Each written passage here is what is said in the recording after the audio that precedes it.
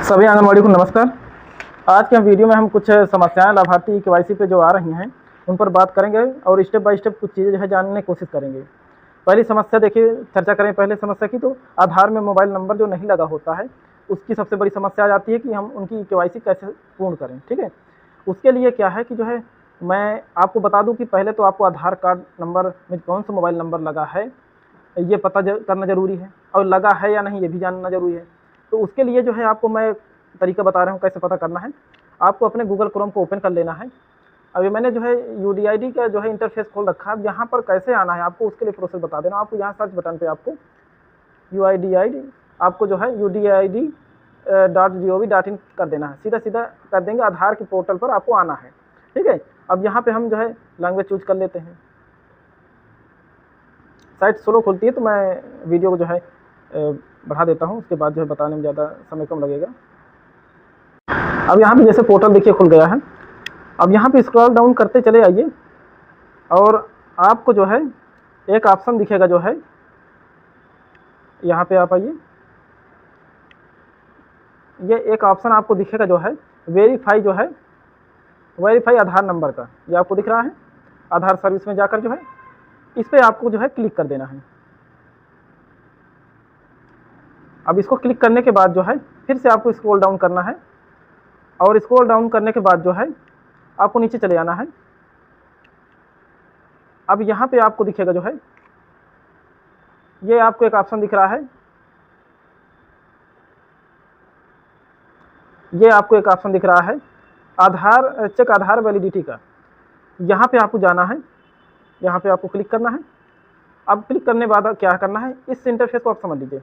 इसको क्या करेंगे जो है, अब यहाँ पे देखिए जो है जैसे ये इंटरफेस आ गया। अब यहाँ इस प्रोसेस को करने में आपको समय लगेगा, तो इसको क्या करते हैं कि ऑन होम स्क्रीन पे जो है इसको ऐड कर लेते हैं एक एप्लीकेशन के माध्यम से। ठीक है, जिससे आपको जैसे उस पर क्लिक करें तो आप डायरेक्ट यहीं पे आ जाएं। ऐसा ना रहे कि पोर्टल का पूरा प्रोसेस आप करते आए, समय हो जाए लाभार्थी के पास। तो उसके लिए करना क्या है आपको, ये आपको दिख रहा होगा, ये बता दूँ, ये आपको जो है यहाँ 3 डॉट जो आपको दिख रहे हैं, इस 3 डॉट पे आपको जाना है, और इस 3 डॉट पे जाकर आपको यहाँ दिख रहा होगा, ध्यान से देखिए जो है ये ऐड होम स्क्रीन पे आपको जो है क्लिक कर देना है। और इसके बाद यहाँ आपको शॉर्टकट का ऑप्शन दिख रहा होगा, ये शॉर्टकट वाला ऑप्शन, इस पर आपको जो है क्लिक करना है। कुछ मोबाइलों में अलग अलग भी दिख सकता है, लेकिन उसमें आपको शॉर्टकट को ही चुनना है। ठीक है, अब यहाँ पे करके आपको ये ऐड वाले बटन पे जो है आपको क्लिक कर देना है, और यहाँ पे ऐड ऑटोमेटिकली आपको कर देना है। ठीक है, अब यहाँ पे इससे क्या होगा, अब यहाँ पे हम क्या इसको होम पे करते हैं, अब यहाँ पे हम इसको स्लाइड करते हैं। अब स्लाइड करके देखते हैं, ये हमारा जो है आपको दिख रहा होगा, ये 2 ऑप्शन आ गए। 2 बार हमने किया था जो है ये आ गए, आपको एक ही बार करना है। तो अब इस पर जब हम क्लिक करेंगे तो ये डायरेक्ट जो है यहाँ पे आ जाएगा, और यहाँ पे आने के बाद क्या है, आपको नीचे स्क्रॉल करना है, और आपको जो है जाकर जो है आधार चेक आधार वैलिडिटी पे आपको ये वाले ऑप्शन दिख रहा होगा, ये आपको ऑप्शन दिख रहा होगा, इस पर आपको क्लिक करना है। ठीक है, जैसे हमने क्लिक किया, अब क्लिक करने के बाद जो है अब इसको एक बार रिफ्रेश हो जाएगा, नहीं तो आप रिफ्रेश कर सकते हैं। ठीक है, अब यहाँ पे हम किसी आधार को डालते हैं जो है, और आधार को डाल के चेक करते हैं कि उस पर लगा कौन सा मोबाइल नंबर है। अब यहाँ पे हम डाल देते हैं,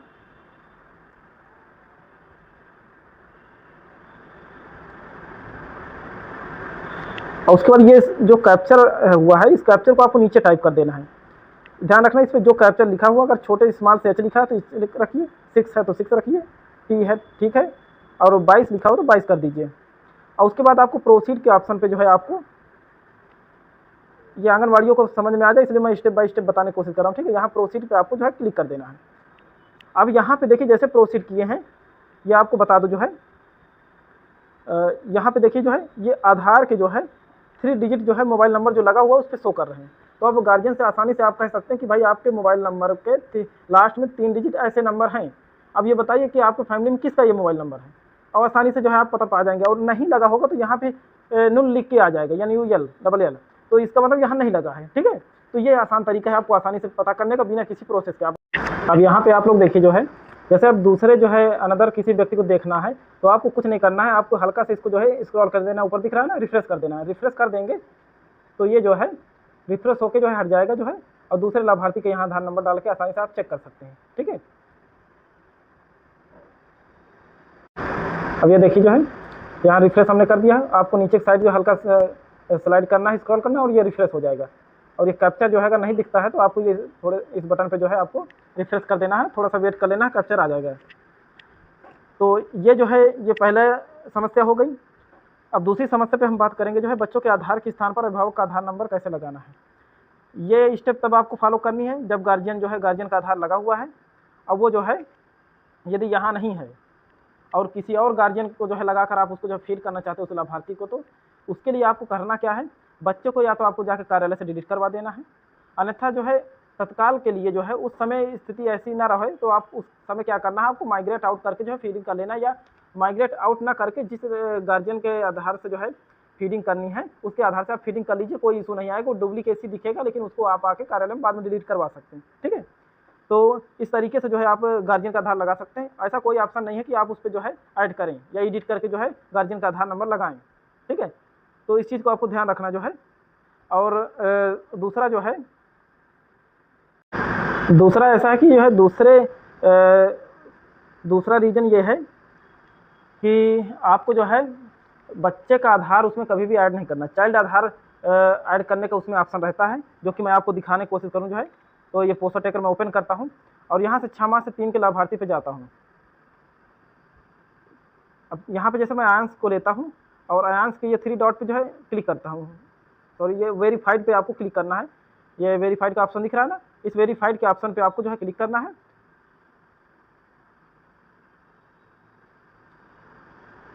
अब यहाँ पे देखिए जो है यहाँ पे दिख रहा होगा, यहाँ पे ये ऑप्शन जो दिख रहा है ऐड चाइल्ड आधार, ये उस स्थिति में कर सकते थे जब ऐसा जो है फेस कैप्चर की समस्या नहीं थी जो है, ठीक है। लेकिन जो गवर्नमेंट ने जोड़ दिया है ऑप्शन जो है कि फेस कैप्चर KYC करना है, तो वो संभवतः जो है केवल गार्जियन के आधार से ही किया जा सकता है, क्योंकि जो बच्चे का जो आधार कार्ड बना होता है उसमें बायोमेट्रिक जो है बच्चे का नाम लगा होकर गार्जियन का लगा होता है, जिस कारण से जो है वो जो है वैलिड नहीं होता है, ठीक है। वो एक आइडेंटिफाई के नाम पर जो है रहता है, आइडेंटिटी के नाम पर, ठीक है।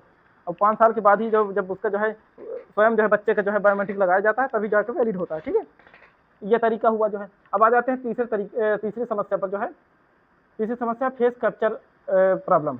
देखिए फेस कैप्चर प्रॉब्लम में क्या बता दें आपको कि इस समय सर्वर अपडेट हो रहा है और उस सर्वर पे काम भी हो रहा है, दोनों चीज़ें साथ में हो रही हैं। तो ऐसा होता है कि आप पूरा प्रोसेस करते हैं और फिर रिटर्न ही आते हैं तो देखते हैं कि फेस कैप्चर दोबारा से मांगने लगता है, ठीक है। जैसे यहाँ पे देखिए अगर मैं इनकी KYC करके जो है रिटर्न वापस आता हूँ तो ये यहाँ पे देखिए जैसे इनकी KYC हो चुकी है, आपको दिखा दूँ कि KYC हो चुकी है इनकी, लेकिन फिर भी जो है फेस कैप्चर ये मांग रहा है, प्रोसीड का ऑप्शन।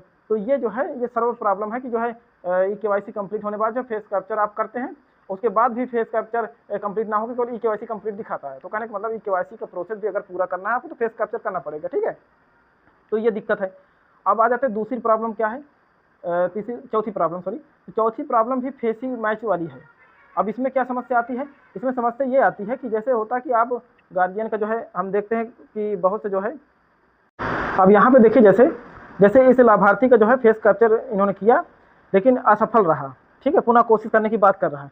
तो ये जो है ये क्यों असफल रहा, इसका रीजन जान लीजिए।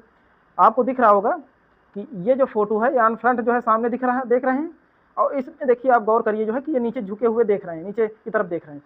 यहाँ जो है ये आंखें जो ब्लिंक कर रहे हैं वो इस पर जो है सामने कैमरे पे नहीं आ रही, जिस कारण से इनका जो है असफल किया जा रहा है, फेल्ड हो जा रहा है, ठीक है। तो इस चीज़ को ध्यान रखना है कि आपको जो है फेस सामने रखना है लाभार्थी का और उनसे पलक झपकाने के लिए आपको बोलना है, ठीक है। ऐसा नहीं कि आप एक सिचुएशन पे आप खड़ा करा दें उनको जो है और जो है वो कोई मूवमेंट ना करें, आपको मूवमेंट करवानी है। मूवमेंट कौन सी करवानी है, आपको जो है पलक उनकी झपकानी है, ठीक है, तब जाके ये समस्या नहीं होगी। दूसरी क्या है प्रॉब्लम आ जाती है, दूसरी प्रॉब्लम ये भी हो सकती है कि अब जैसे यहाँ पे मैं आपको दिखा दूँ, ये आपको एक फ़ोटो दिखा देता हूँ। यहाँ पे देखिए जो है इन्होंने जो है क्या तरीका अपनाया है, इन्होंने जो है मोबाइल के माध्यम से जो है फेस कैप्चरिंग करने की कोशिश की है।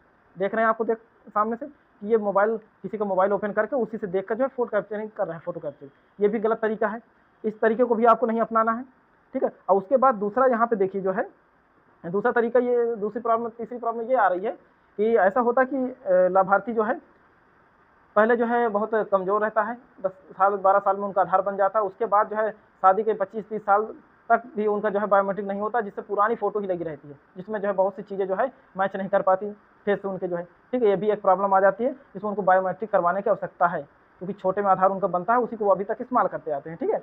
तो ये भी एक प्रॉब्लम हो सकती है।